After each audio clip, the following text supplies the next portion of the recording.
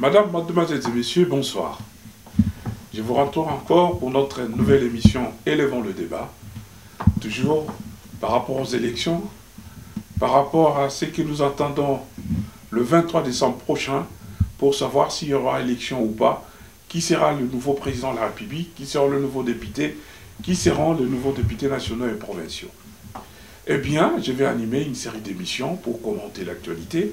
Ce soir, j'ai l'honneur de recevoir sur mon plateau M. Paul-Maurice Djonga.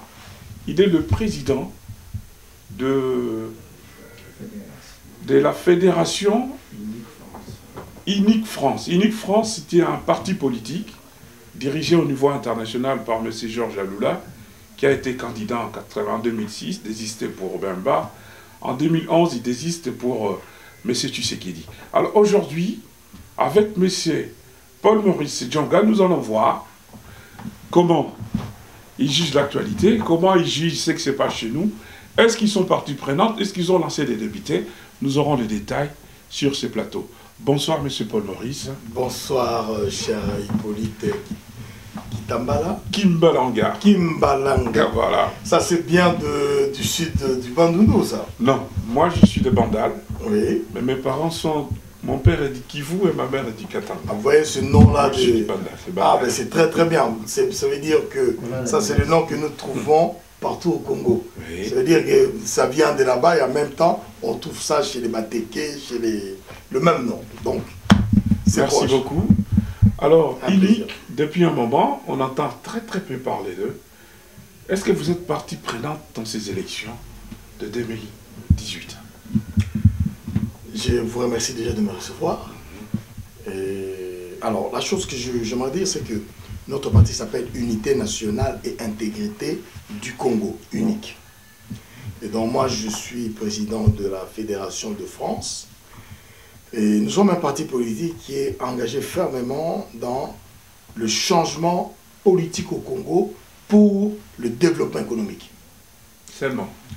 Développement économique du Congo, parce que les premiers problème de base de notre population, c'est exister déjà et vivre confortablement sur les moyens qu'il a, avoir du travail. La base, chose qu'aujourd'hui nous considérons que ça n'existe pas.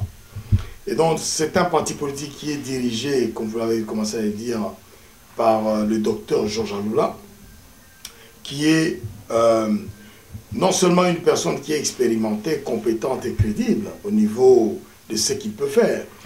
Et lorsqu'on fait un choix d'engagement dans un parti ou de militants, il y a des éléments qu'il faut qu'on essaie de mettre en avant pour essayer de mettre tout ça ensemble et avancer. Et vous savez, quelqu'un m'a dit que lorsque le chiffre 0, hein, il existe, lorsque vous faites les calculs en mathématiques, on ne va pas inventer un autre chiffre. On prend le 0 qui existe, on le met dedans, on trouve les résultats. Et bien, dans la même procédure, après avoir analysé le contenu du programme, on s'est dit, il y a quand même quelque chose de solide. Donc, je suis vraiment dans ces parties-là. Est-ce décision personnelle et forte? Et là, l'autre chose qui est intéressante par rapport au parti Unité nationale d'intégrité du Congo, c'est que c'est un parti qui a un projet de société. Comme tous les autres partis.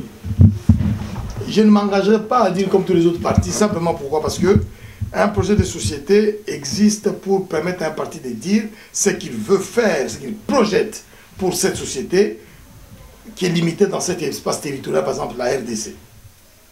Et beaucoup plus loin encore, il faut que ces gens, ces groupes-là soient capables de pondre, je dis le mot avec beaucoup d'insistance, un programme de gouvernement chiffré. Chacun de nous peut faire un projet de société. Chacun de nous peut faire un programme de gouvernement. Mais il faut le chiffrer. Et que quand on le chiffre, on ne va pas le chiffrer de manière arbitraire. Mais on le chiffre parce qu'on va le mettre devant d'autres personnes qui ont la compétence technique de voir si ce que nous avons fait là, si ce que nous projetons, si ce que nous voulons, cette vision-là est capable d'être mise en place au Congo. Et la troisième chose qu'on fait, c'est qu'on se donne le moyen technique d'appliquer ces projets-là dans ce pays-là. Nous avons un peuple, 82 millions aujourd'hui, nous avons nos difficultés, etc. On prend tout ça en compte et on s'est dit, en mettant ce projet-là de telle manière, avec la ressource humaine que nous avons là-bas et celle que nous avons dans la diaspora, on peut faire quelque chose. Oui, ça c'est un projet politique. Oui, ça c'est un programme de gouvernement qui existe. Et je ne suis pas convaincu qu'il y a 2 ou 3 autres qui peuvent le dire. Est-ce que vous êtes partie prenante aux prochaines élections de 2018, le 23 prochain? Alors, nous avons une position qui est claire par rapport aux élections qui se passent au Congo. Dans l'unité nationale d'intégrité du Congo, nous avons décidé de participer à l'élection, parce qu'il s'agit d'une élection qui se passe en République démocratique du Congo. Oui. Mais nous avons une expérience.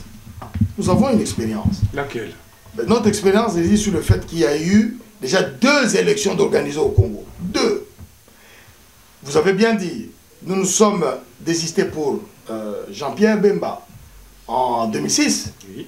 En 2011, par rapport à ce que nous avons vu, nous sommes désistés pour laisser notre ancien Tshisekedi. Mais à chaque fois, nous avons eu un résultat qui venait de l'extérieur, qui s'est imposé à nous par la force.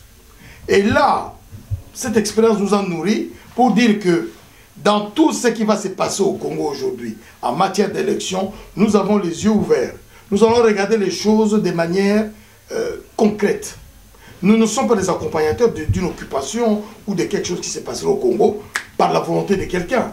Nous sommes dans le but de dire, lorsqu'il y a une élection, il doit être une élection démocratique, une élection transparente, une élection qui apporte de vrais éléments de changement dans la vie de citoyens. Ce qui n'est pas le cas pour les 23. Pour aujourd'hui, nous n'y sommes pas encore déjà. Pour aujourd'hui, pour le peu que nous avons vu, il y a beaucoup de problèmes. Desquels? Vous savez, lorsque nous avons dit que nous allons participer aux élections de 2018, nous avons, le 11 juillet en particulier, envoyé un mémorandum complet dans lequel nous avons mis les conditions nécessaires pour qu'une élection se passe de manière démocratique et ouverte, complètement au Congo.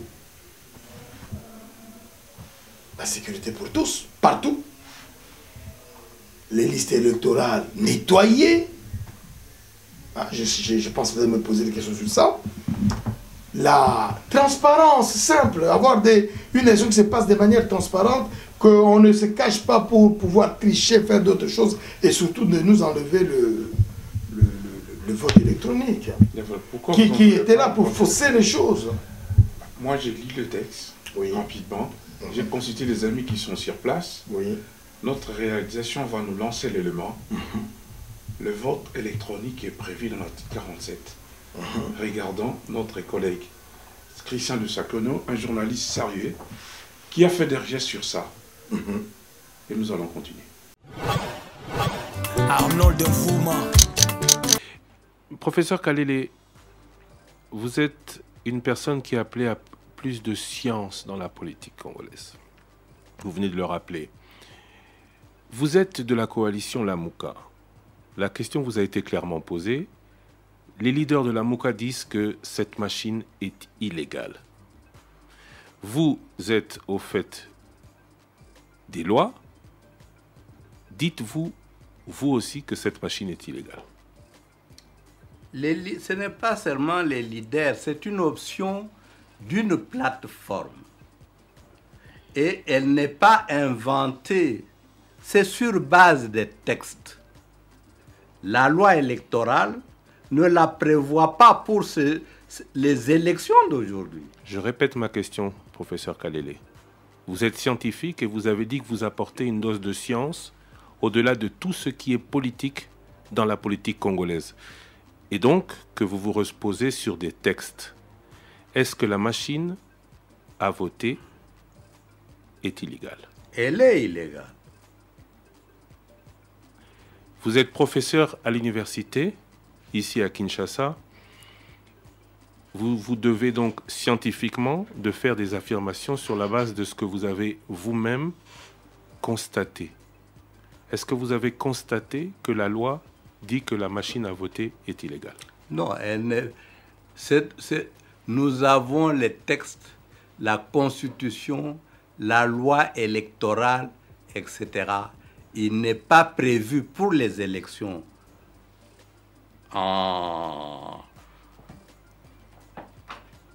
les élections qui vont se dérouler ici,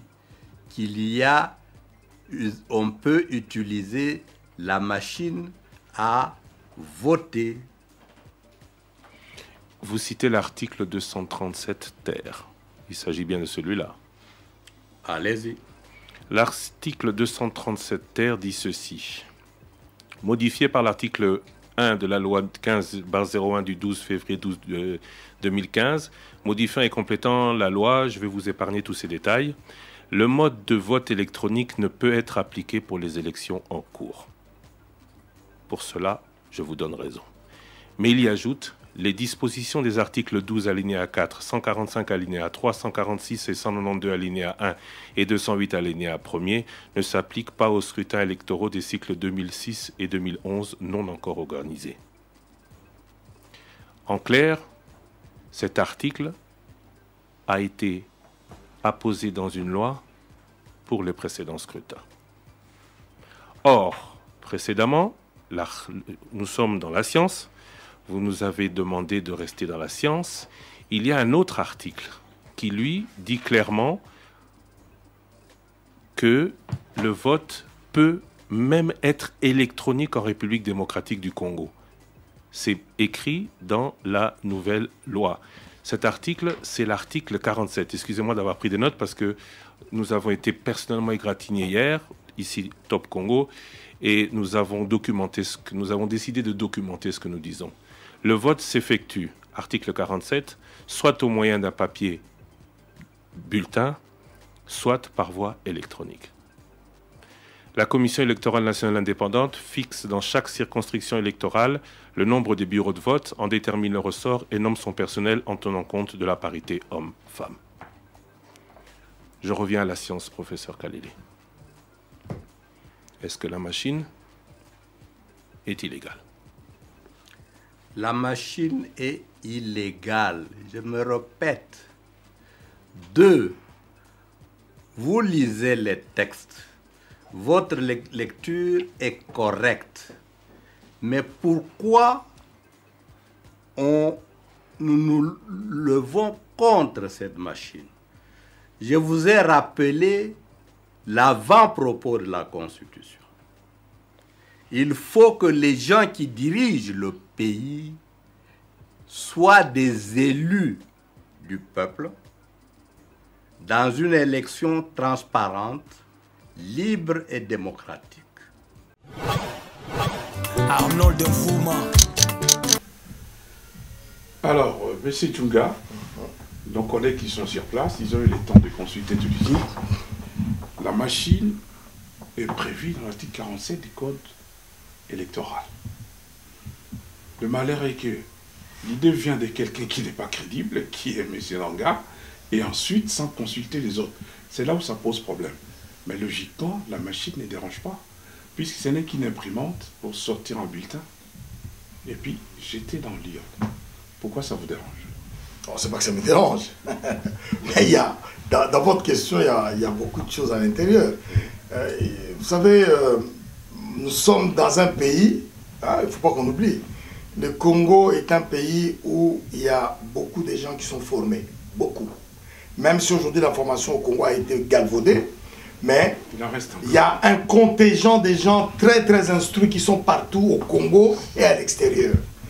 Et donc lorsque nous parlons de la Constitution, l'article 47, qui dit qu'on peut utiliser la machine à voter, je pense que il faut toujours avoir le texte complet de l'explication sur comment l'utiliser. Et si M. Nanga ou le gouvernement congolais qui est là, qui est totalement illégitime et illégal parce qu'il n'a aucun mandat, mais il est toujours là, si ces gens avaient envie d'organiser des élections au Congo, vous savez, de 2011, sachant que le mandat, c'est le dernier, on met en branle tout ce qu'il faut pour organiser toutes les choses qui viennent. Ok. Mais là, on a commencé très tardivement. Et en plus, on nous dit qu'en mettant ces systèmes-là, on allait gagner du temps. Mais bon, il faut voir les prérequis. Pour utiliser la machine électronique, qu'est-ce qu'il faut? Il y a beaucoup de conditions qui ne sont pas remplies. Rien que pour ces conditions, avant de parler de la machine elle-même. Vous savez, le Congo, c'est 2 345 410 km². continent.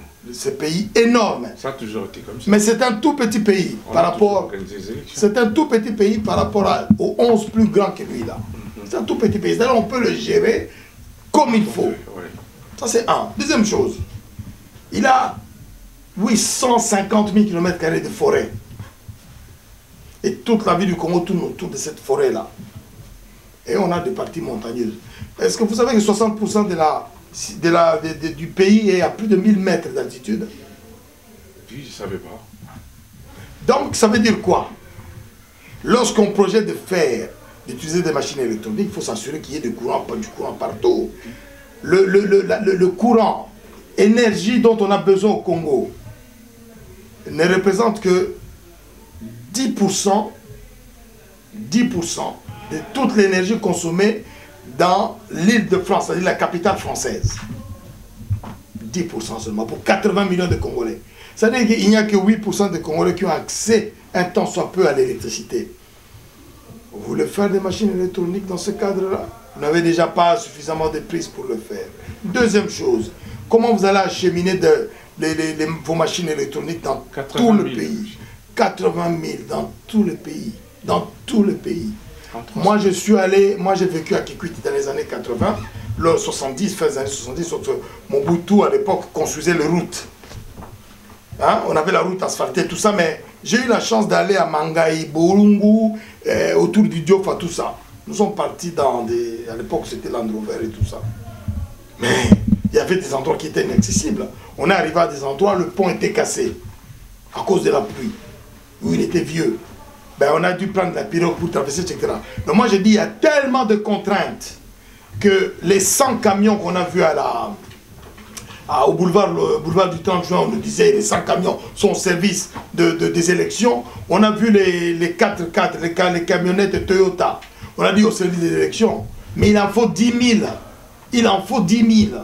Et encore, lorsque vous allez de Mugwere à une ville qui est à 50 km de Mugwere, dans le Haut-Zaïre, vous n'y arrivez pas. Vous partez de Beni, vous entrez, vous descendez dans les villages qui sont autour du territoire de Beni. Vous allez mettre combien de temps pour amener chaque urne à cet endroit-là? C'est-à-dire que la logistique est impossible aujourd'hui. Ce qu'on nous raconte là, c'est faux. Vous allez prendre quels hélicoptères? Mais les hélicoptères subissent les conditions. C'est pas la machine en soi qui dérange? Non, j'aime bien la machine, vous allez voir. Là, déjà, les conditions logistiques sont impossibles. Donc, quelqu'un qui va me dire qu'il va aller amener ça partout, il est en train de mentir. Deuxième chose, la machine. Vous savez, on a tous fait un temps soit peu l'informatique. Moi, je suis arrivé à l'informatique lorsque Windows 3.1 est arrivé. D'accord? J'ai fait de la programmation avec le logiciel qu'on appelle Oracle. D'accord? Donc quand on fait la programmation, on fait faire à l'ordinateur ce qu'on veut. Et les Coréens ont fait quelque chose qui est fantastique aujourd'hui, mais les gens ne savent pas. Les Coréens ont développé les mémoires. Ce sont les Coréens qui sont à la base du fait qu'on a des mémoires partout, dans les voitures, dans les machines. Et donc lorsque vous me parlez d'imprimante, ce n'est pas une imprimante, on ne parle pas d'une imprimante. On parle d'une machine qui a une carte mémoire à l'intérieur programmable. C'est-à-dire que je prends l'imprimante que je vois là de HP, je peux le programmer de telle sorte que je lui fasse faire ce que moi je veux. Vous mettez votre document imprimé, moi je programme cet ordinateur, il va imprimer ce que moi j'ai mis qu'il imprime. Donc vous mettez, j'imprime ma page numéro 5 de mon livre, ben il va vous imprimer des photos de femmes nues pour vous mettre à comprometter avec votre famille. Vous comprenez? Alors quand quelqu'un me dit, et j'ai vu même Madame Tchalamouana venir nous dire, ce n'est qu'une imprimante. Non. Il ne faut pas qu'on injurie notre intelligence. Nous sommes un peuple déjà intelligent. Vous savez que la mathématique a été inventée au Congo, à Ishango. Ah bon? Ah oui. Ça, hein? À Blombos, en Afrique du Sud, et à Ishango, c'est là où on voit le moment où l'être humain a mis en exécution l'intelligence mathématique virtuelle, la géométrie, l'arithmétique. Donc, brièvement, vous ne pouvez pas aller aux élections pour ces deux raisons principales. Je dis, nous avons posé des questions, des conditions qui étaient claires. La transparence, la sécurité pour tous. C'est pas le cas. Tout ça, c'est pas le cas. Nous n'allons pas aller juste aux élections pour accompagner cette occupation-là dans une mascarade qu'ils essaient de faire. Ils vont tromper qui? C'est vous qui m'avez donné l'exemple du jeune homme qui disait que, voilà, oui. Ben, on en est tous là. C'est-à-dire que si à notre niveau, et là c'est là où c'est grave, lorsque l'intelligentsia n'a plus la compétence technique d'intervenir pour dire que ça, c'est faux parce que 1, 2, 3, 4, 5, 6, c'est qu'il y a un problème. Monsieur Djunga, brièvement, vous êtes contre les élections puisque les conditions ne sont pas réunies. Vous parlez très bien français. Vous avez des théories, je ne comprends rien du tout. Je me dis, nos politiciens, ils parlent plus le français qu'ils font la politique. C'est-à-dire que les gens sont arrivés à les haïr, ils sont arrivés à le rejeter. Mais qu'est-ce qu'il y a, ce manque de résultats de la part de nos intellectuels? Vous qui parlez comme ça, beaucoup dans votre cas, sont allés travailler au Congo et ils ont échoué lamentablement. D'où vient cet échec des intellos congolais? Je vois même aujourd'hui aux élections, n'importe qui est candidat, les gens sont étonnés. Oh, c'est n'importe qui là, c'est important le message qu'ils font passer. C'est-à-dire, moi aussi, je peux être là-bas, puisque vous êtes nuls, peut-être moi je peux faire mieux. Comment expliquer cet échec de l'intelligence? Alors, moi je ferai un petit feedback. Je suis né à Lusambo au Congo. J'ai grandi au Congo et j'ai étudié à l'Athénée de la Gombe. D'accord? Jusque j'ai eu mon bac au Congo à l'Institut d'Isanga. J'ai tout appris au Congo. En quelle année à l'Isanga? À l'Isanga, à l'Institut d'Isanga avec le professeur Malenso. En quelle année? J'ai eu mon bac là-bas en 1983. C'est 3 ans après moi. Voilà, j'ai doublé 2 fois, donc vous voyez, on peut reprendre quelqu'un. Je suis passé par l'Isanga. Ah ben voilà. Avec Malette, Malenso et Moulumba qui est mort. Voilà. Donc moi aussi j'étais avec Malenso, on était avec lui à Paris à une époque ici. Elle était malade. Et ça c'est pour dire que tout ce que qui peut sortir là, c'est là-bas que j'ai eu ça. J'ai parlé déjà français au Congo. Donc ça, ce n'est pas extraordinaire. Ce n'est qu'une... Non, j'ai dit les hommes politiques, vous parlez bien. Non, mais j'arrive. Le verbe, vous l'avez. Les résultats, ça ne suit pas. Ben, vous savez, lorsque vous prenez des athlètes, d'accord, vous les mettez, on va faire 100 mètres, une course de 100 mètres, vous mettez 8 athlètes là pour faire le 100 mètres. Et vous prenez 3 athlètes, vous leur mettez des barres de plomb dans les chaussures. Vous dites, il faut qu'on gagne cette course-là. Et vous dites, tenez, les meilleurs athlètes, monsieur Kamanga, monsieur Moleka, monsieur Machin, ils sont là. Mais vous savez que vous avez mis du plomb dans les chaussures. C'est les meilleurs, ils ont gagné partout dans le monde, ils nous montrent tout ça. Bam, tout le monde chose. Et eux, avec le poids là, ils disent, mais, on dit, ah, mais on nous a parlé d'eux, on croyait que c'était les mieux, mais ils n'arrivent même pas à courir. Parce que? C'est parce qu'ils ont des plombs dans les chaussures. Ce sont les mêmes types d'obstacles que l'intellectuel congolais rencontre quand il va au Congo. Au fait, il vient avec une telle motivation pour travailler pour son pays et aider le peuple, que lorsqu'on arrive, il y a des telles barrières qu'on découvre qui sont infranchissables, dues au manque total de démocratie. Total. Je te donne encore un exemple. Lorsque on vit ici, on va aller faire une démarche à la préfecture, c'est-à-dire à l'administration. Ben, on vient, on fait la queue, on amène notre document, je veux tel document. On nous le fait. Ah, je vais créer mon entreprise. Ah, mais monsieur, il y a ça, ça, ça, ça. Je fais tout, c'est bon, ça sort. Mais lorsque vous allez au Congo, vous avez 20 000, je crée mon entreprise, vous allez vous retrouver 10 jours après avec 2000 parce que entre le moment où vous avez commencé et le moment où vous arrivez, il n'y a plus rien. Pourquoi? Parce qu'il a fallu payer là. Et l'intellectuel subit la même chose. Mais je vais vous donner quand même un élément pour que vous voyez. Vous voyez la diaspora congolaise. Elle est composée, je vous ai dit, des gens très instruits, très costauds.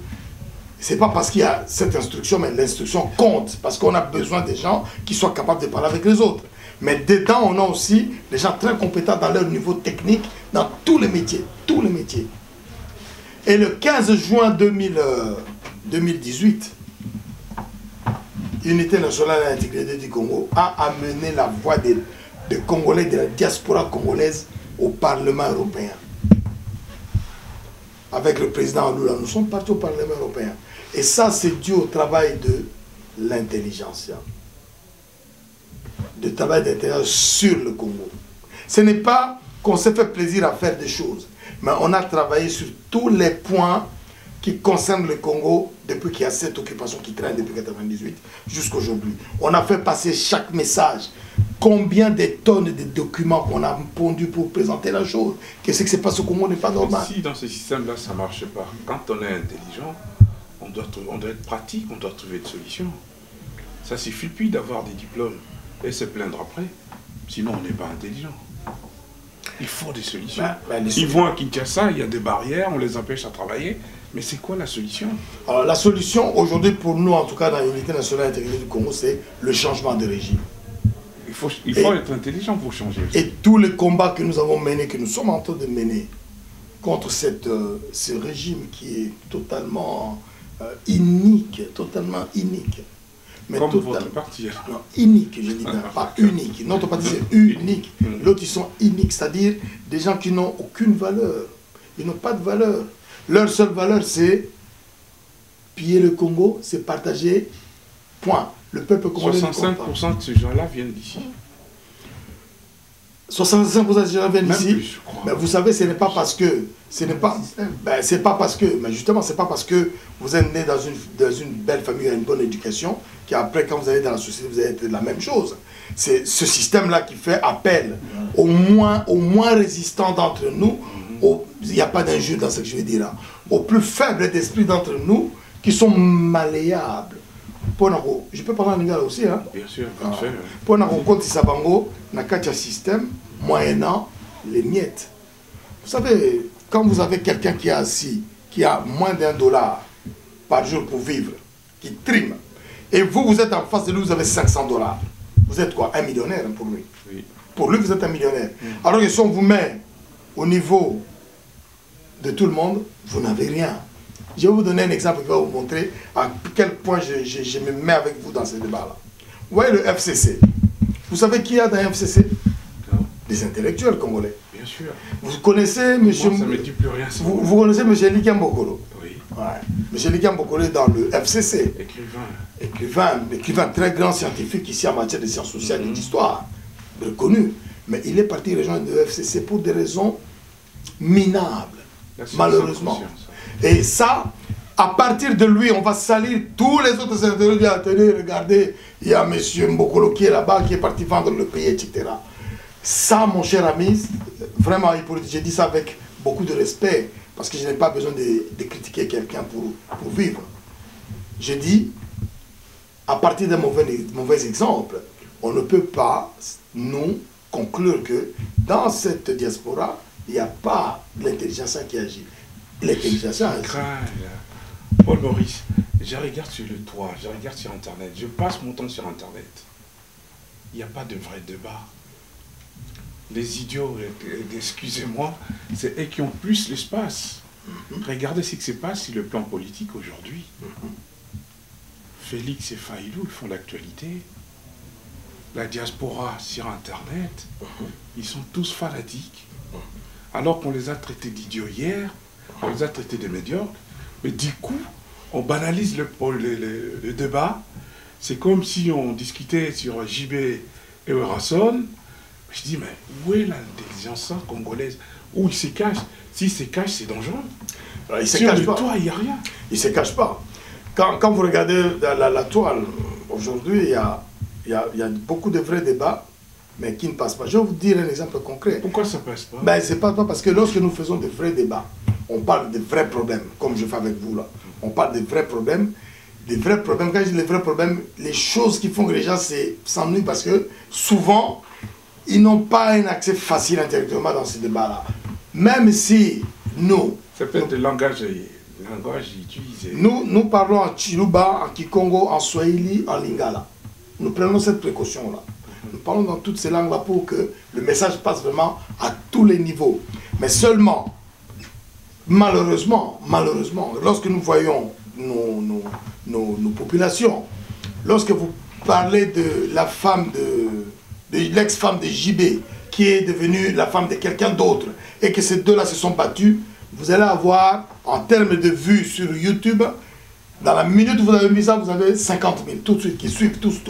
Mais ça, c'est partout. Même aux États-Unis, j'ai vu des émissions qui ne passeront pas à Kinshasa.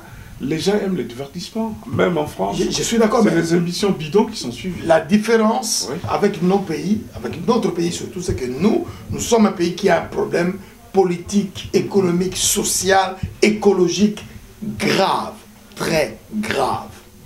Les États-Unis, Voilà, donc ils s'intéressent, c'est juste... ils sont pénals, ils peuvent aller dans les amusements. Nous, on ne peut même pas aller dans les On amusements. n'a pas droit. Non, c'est pas qu'on n'a pas droit. On ne s'est pas donné encore les moyens d'aller dans les amusements. Quand vous avez des enfants élevés et que vous n'avez que votre champ pour les élever, vous êtes du matin au soir au champ. Parce que, ah, mes enfants doivent aller à l'école, mes enfants doivent... Il faut pas, ils sont malades, il faut... Mais quand vous avez un tracteur qui vous permet de vous asseoir, vous dites, ah tiens, je prends mon tracteur, je fais 1 heure, je fais mes 5 hectares, je vais dire, ah bon les enfants, venez avec vos devoirs, on s'assoit, on va faire. Le Congo n'est pas à ce niveau-là. Le Congo est encore au niveau où j'ai mon champ, mes enfants doivent manger, il faut que je cultive mon champ. C'est à vous, les intellos, l'intelligentsia, la diaspora, de trouver des méthodologies pour que ça arrive aux autres. Mais ce qui est sûr aujourd'hui, moi je vois l'engouement. Tu sais qui est dit Faïlou, vois comment les gens sont interactifs. C'est-à-dire, les gens lancent un message. C'est le même qui suivent les mêmes personnes. Ouais. C'est-à-dire, ils viennent pour écouter. Ouais. Après, ils vont juger. Ouais. Ça, c'est extraordinaire. C'est la mafia internationale dont on parlait un peu au début, c'est-à-dire que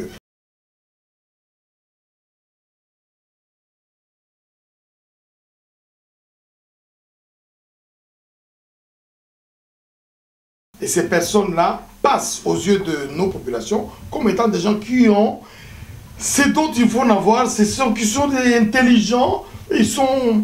Mais quand vous ouvrez le dossier, vous me parlez de Fayoulou et Tshisekedi, ouvrons le dossier. Quand vous ouvrez le dossier de... au moins un de ces messieurs-là qui vous donne à vous, quand vous allez les voir, demandez-leur leur fiche d'impôt. Parce que ici, si vous me demandez ma fiche d'impôt, je vous la donne, vous saurez combien je paie d'impôt. Si je sais combien vous payez d'impôt, je sais qui vous êtes. Mais quand vous me dites que vous êtes riche, vous prenez un avion, je vais vous donner un exemple concret pour que vous voyez la mystification de ce système financier, politico-financier. Lorsque vous prenez un avion toute la journée au Congo en faisant des tours, 2 jours, avec 3, 4, 5, 6, 7 personnes à l'intérieur, ça coûte 300 000 euros. 300 000 $. Donc il faut sortir de 300 000 $. Qui peut sortir 300 000 $ au Congo? Dans un pays où il n'y a pas d'industrie, il n'y a pas d'économie fluctuante et industrialisée, où les gens ont les moyens. Qui peut sortir 300 000 €? Non, il n'y en a pas. D'accord? Alors, quelqu'un sort cet argent-là pour que cet avion-là vole. Parce que vous savez, le système politico-financier qui met les choses en place, vous avez des entreprises minières qui ont des avions. Vous savez, quand vous avez un avion, peut-être cette chose-là au Congo, on ne le sait pas. Mais moi, je vais vous le dire. Quand vous avez un avion, il faut qu'il vole. Votre intérêt, ce n'est pas que votre avion reste dans son parking là. Il faut qu'il vole. Et donc, dans ce cadre-là des élections, moi, je suis une entreprise minière très connue qui est passée sur France 2, dont on a bien montré les acuités qu'il fait au Congo. Une entreprise de nationalité suisse et autres. J'ai un avion. Vous êtes candidat à la République démocratique du Congo. Je dis, c'est lequel? Ah, c'est celui-là, ok. On me dit, ah non, c'est Chadari. Ndougou, Nenda, Nagisangani, avion. Ah, ok. Mais quelle est la contrepartie que tu as payée? Est-ce que vous voyez? L'argent que tu dois sortir, c'est 300 000 pour voyager avec ton avion là. Mais toi, tu n'as pas 300 000 €. Mais quel est l'argent que tu sors parce que tu voyages quand même avec cet avion-là? Ça, tu ne diras pas aux gens. Donc, nous sommes dans ce système-là où tous les gens là qui vont rentrer peut-être de bonne foi dans ce système pour essayer de faire changer les choses, but au fait que on leur dit, toi, tu n'es rien. Mais si tu acceptes ce que nous, on va te donner, tu auras quelque chose. Les gens vont voir que tu es bien. Ta famille va être bien. Eh bien, moi, ce n'est pas comme ça que je réfléchis. Moi, je dis, le combat que nous menons dans UNIC, c'est nous sommes convaincus que si nous apportons les changements, et là où je vous dis que nous avons travaillé, nous avons fait ces programmes de gouvernement. Nous nous sommes dit que si nous appliquons ces programmes de gouvernement, le peuple congolais va s'y retrouver en termes d'emploi, en termes de confort de vie, en termes de changement dans le fonctionnement de la société congolaise. Quand je pense que il y a eu plus de 3 millions de femmes violées au Congo. Et que Dr Mukwege, qui a fait un travail qu'on avait pensé à une époque, il dit, ah, il n'y a que des Blancs qui peuvent venir faire ça chez nous. Mais vous savez, lorsqu'on apprend la médecine, si vous apprenez la médecine au Congo, c'est la même façon qu'on apprend ailleurs.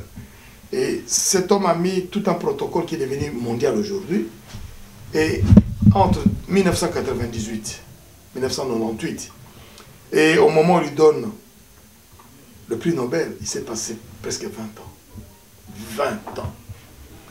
Et il a eu le prix Nobel avec une dame, une autre dame indienne ou d'un autre pays. Irakienne.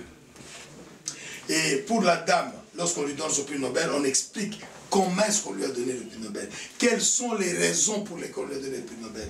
Mais lorsqu'on donne le prix Nobel à notre frère Mukwege, personne n'a expliqué pourquoi. On n'a pas voulu expliquer pourquoi. Quelles sont les circonstances qui ont fait que Mukwege a été obligé de rester au Congo et de créer tous les systèmes qu'il a mis en place pour réparer les femmes. C'est le terme qu'il a utilisé. Pourquoi le noir donné? Le système politico-financier a été obligé parce que nous, ici, on a mis une telle pression forte, ils ont été obligés de reconnaître au moins le travail qu'a fait le frangin Mukwege. Au moins reconnaître ça. Mais maintenant, lorsqu'on rentre pour dire les réalités, même les journalistes, quand on lui dit, mais non, il faut qu'on dise ça, il dit oui, mais bon, ils partent. Pour ce point-là, je dirais, notre population, nos intellectuels congolais, partout où ils sont, surtout à l'extérieur, sont en train de faire le boulot. Certains se sont vendus. Il ne faut pas voir ceux qui se sont vendus. Ceux qui se sont vendus, ils se sont vendus pour des intérêts personnels, pour leur ventre. Mais nous pensons qu'il y a quelque chose qui est plus gros, plus grand que nous. C'est le peuple congolais et la République démocratique du Congo. Quand on travaille pour ces deux-là, nous sommes tout petits. Nous ne pouvons que mettre toute notre intelligence à leur service. Et c'est ce que, dans l'unité nationale d'intégrité du Congo et tous nos partenaires et alliés, c'est ce travail-là que nous faisons tous les jours. Mais j'ai dit au peuple congolais aujourd'hui, parce que là j'ai une occasion de vous me donner qui est énorme. J'ai dit au peuple congolais aujourd'hui, je dis peuple congolais, il y a une chose qui est très importante, c'est que il ne faut pas penser ni imaginer que tu es tout seul. Tu n'es pas tout seul. Tu as une quantité, nous sommes entre 2 millions et 7 millions à l'extérieur. Et à l'intérieur, il y a au moins 200 000 qui ont appris beaucoup de choses.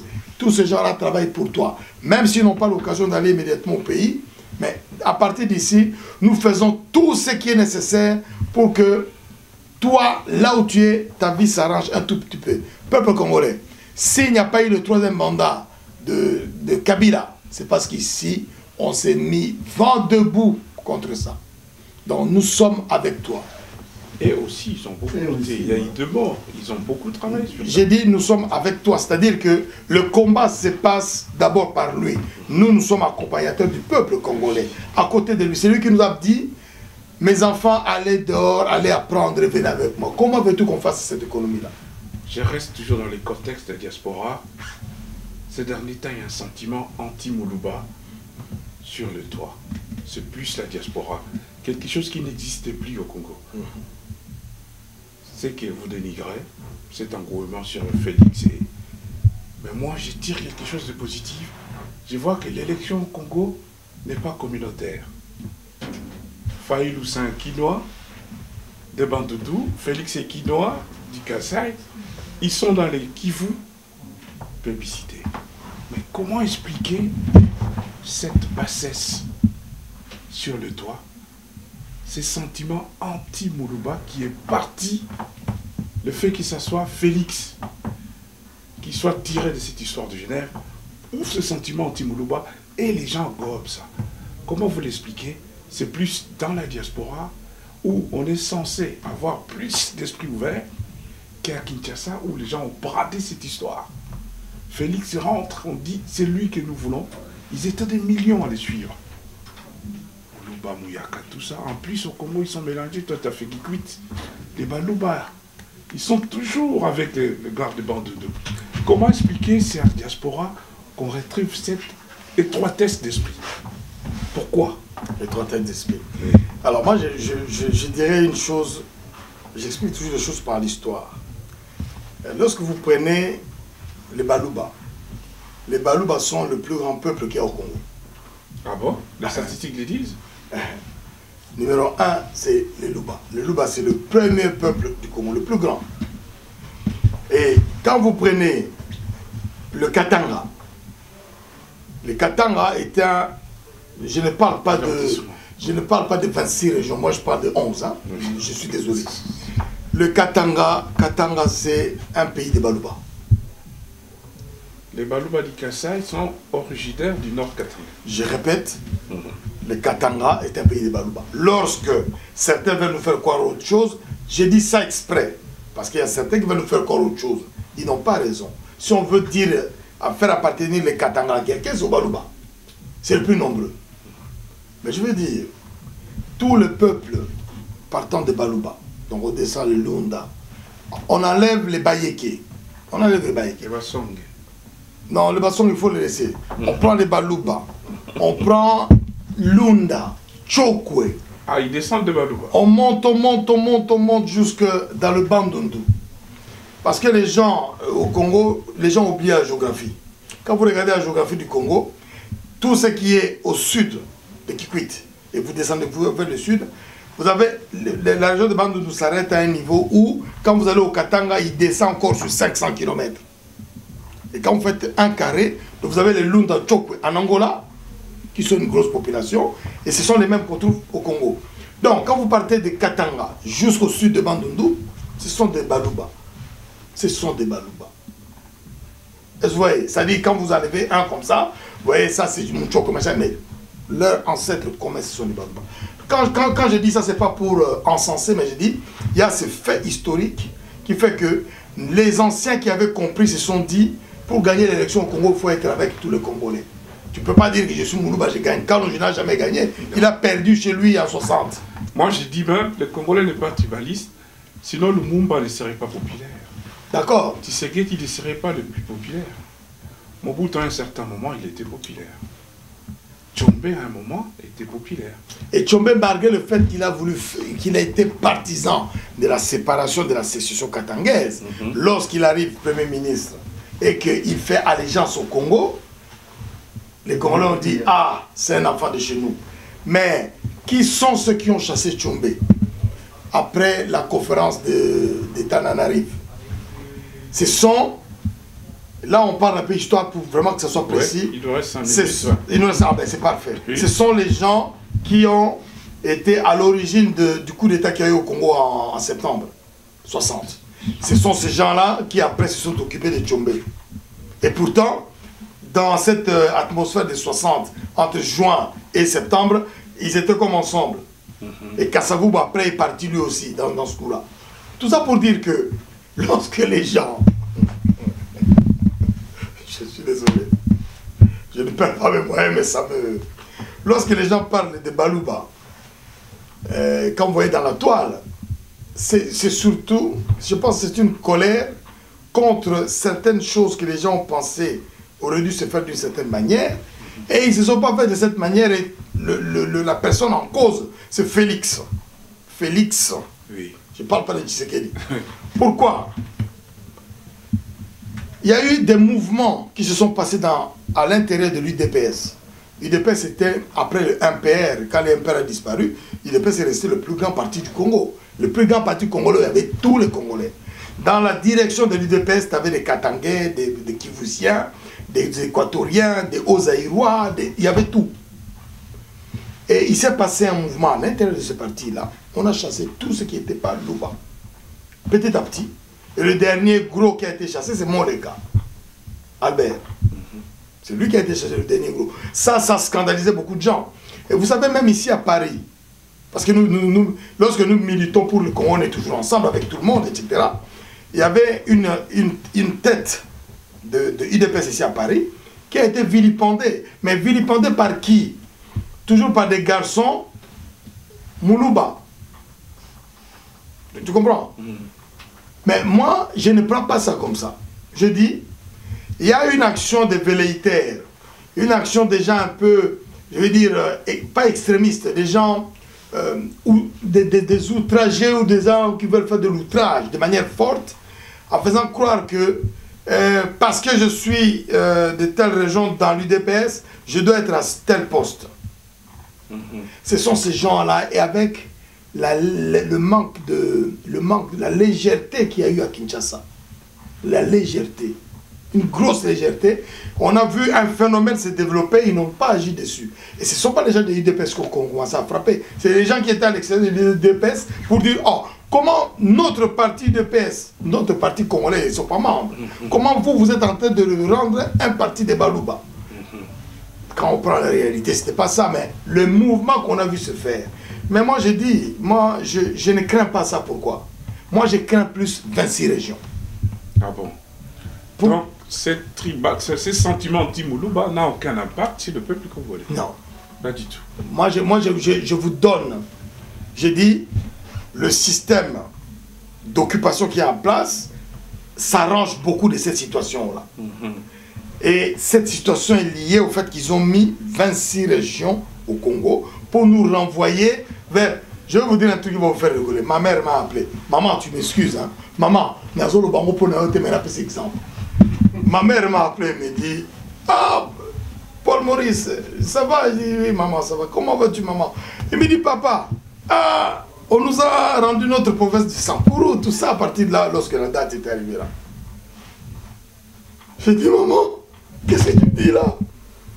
Je dis, mais toi, tu es la femme de mon père. Mon père a fait un peu de politique à une époque, je ne vais pas parler de lui, mais je dis à maman comme ça. Il me dit, mais comment? Je dis, mais maman, toi, tu suivais Patrice Lumumba en 1960.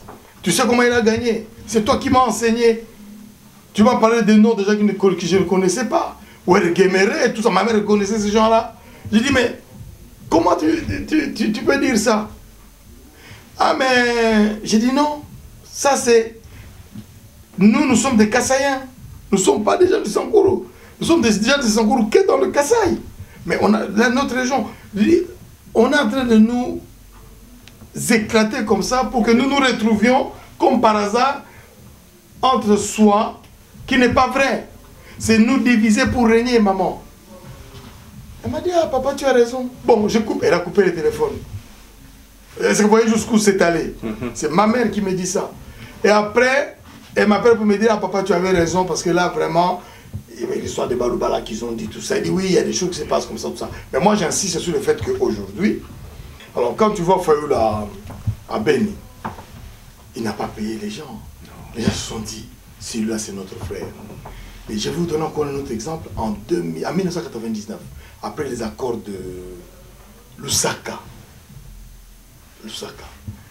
on est parti voir les instituteurs du Nord Kivu, qui n'avaient pas touché leur salaire. Vous savez, le retard qu'il y a au Congo.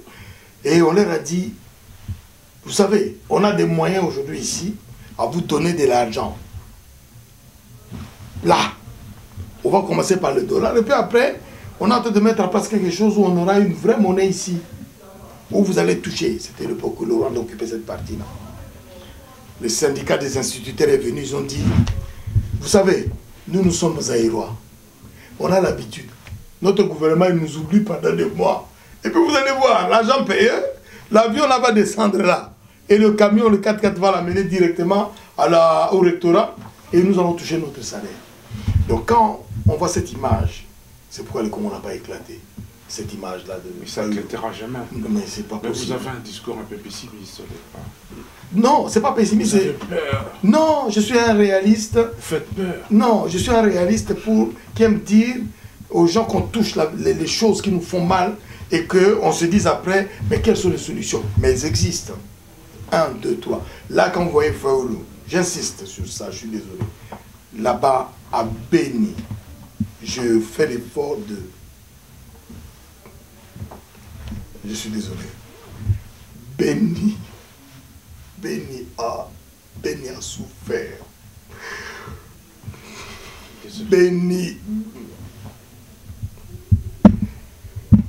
Beni a souffert d'une manière qui est injuste.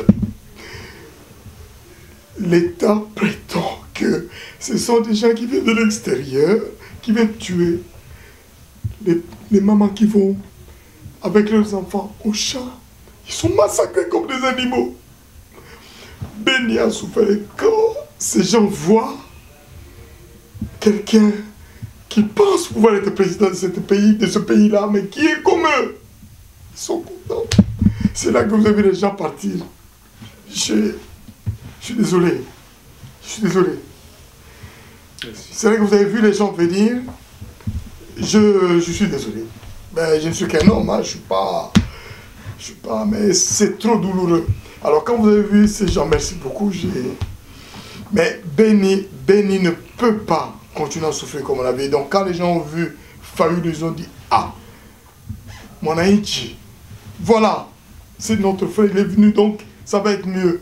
Et moi, je ne souhaite pas que cet espoir que je vois dans les yeux des gens, quand je vois les mains, ça brasse l'herbe, au fait, où on veut tous le toucher.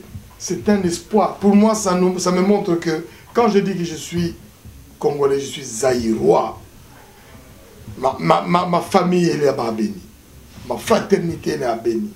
Est-ce que vous voyez, ma fraternité, elle est à Boutembo. C'est-à-dire, c'est mon sang, c'est mon être.